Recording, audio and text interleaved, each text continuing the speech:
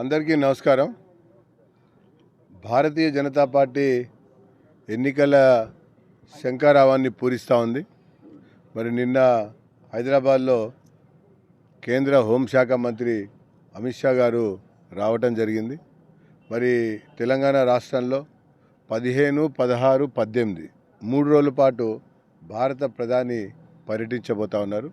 మరి 16 నాడు నాగర్ కర్నూల్కి ఇక్కడ భారీ బహిరంగ సభలో వారు పాల్గొనబోతా ఉన్నారు. మరి ప్రసంగించడం కూడా జరుగుతుంది. ముఖ్యంగా తెలంగాణలో భారతీయ జనతా పార్టీ సీట్లు గెలవాలని, ఎక్కువ సంఖ్యలో ప్రాతినిధ్యం మరి కేంద్ర పార్లమెంట్లో ఈసారి ఉండాలన్నటువంటి ఆలోచనతో పాటు ఈ రాష్ట్రాన్ని అతి తక్కువ సమయంలో కాంగ్రెస్ పార్టీ ఏ రకంగా దోచుకుంటూ ఉంటుంది, మరి 10 సంవత్సరాల పాటు బీఆర్ఎస్ ఏ రకంగా మరి పూర్తిగా నాశనం చేసింది అన్నటువంటి విషయాలపైన ప్రముఖంగా ప్రస్తావించడంతో పాటు మరొకసారి మోడీ ప్రభుత్వానికి మద్దతు కూడగట్టడం కొరకు ప్రధానమంత్రి గారు విస్తృత పర్యటనలో భాగంగా నాగర్ కర్నూల్కి విచ్చేస్తున్నారు. అటు బహిరంగ సభలో పెద్ద ఎత్తున ఈ పార్లమెంటు పరిధిలో ఉన్నటువంటి ప్రజానీకం అంతా కూడా పాల్గొనాలని చెప్పని విజ్ఞప్తి చేస్తున్నారు.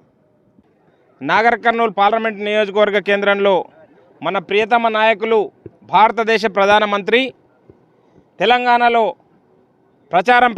ఎన్నికల ప్రచారం ప్రారంభించబోతున్నారు. 16వ డేట్ రోజు కనీ విని ఎరగని రీతి లోపల తెలంగాణలో ఒక భారీ బహిరంగ సభను ఏర్పాటు చేస్తూ ఉన్నారు. ఆ బహిరంగ సభ లోపల నాగర్ కర్నూల్ పార్లమెంటు నియోజకవర్గానికి సంబంధించిన లక్షలాది మంది ప్రజలు తరలి వచ్చి ఈ కార్యక్రమాన్ని విజయవంతం చేయాలని చెప్పి మేము విజ్ఞప్తి చేస్తున్నాం.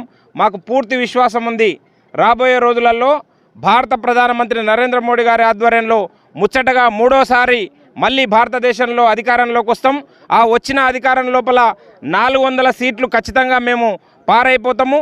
ఆ 400 సీట్లలో నాగర్ కర్నూల్ పార్లమెంటు నియోజకవర్గం కూడా విజయదుందుబి మోగించి ఖచ్చితంగా మేము ఇక్కడి నుంచి నాగర్ కర్నూల్ నియోజకవర్గాన్ని కూడా భారత ప్రధానమంత్రి నరేంద్ర మోడీ గారికి కానుకగా ఇవ్వబోతున్నాం. మాకు పూర్తి విశ్వాసం ఉంది. ఎవరు ఎన్ని కబుర్లు చెప్పినా ప్రజలు మోసపోవడానికి సిద్ధంగా లేరు. ఒకసారి 2 సార్లు బీఆర్ఎస్ చేతిలో మోసపోయినరు, మరొకసారి కాంగ్రెస్ పార్టీ చేతిలో మోసపోయినరు. ఎట్టి పరిస్థితుల్లో ఈసారి నరేంద్ర మోడీ గారికి అధికారం కట్టబెట్టడం కోసమే ఈ నాగర్ కర్నూల్ నియోజకవర్గము భారతదేశం ఎదురు చూస్తుంది. ఖచ్చితంగా మాకు విశ్వాసం ఉంది. ఈ ప్రజా సభను విజయవంతం చేయాలని చెప్పి మేము ప్రజలకందరికీ విజ్ఞప్తి చేస్తున్నాం. ధన్యవాదాలు.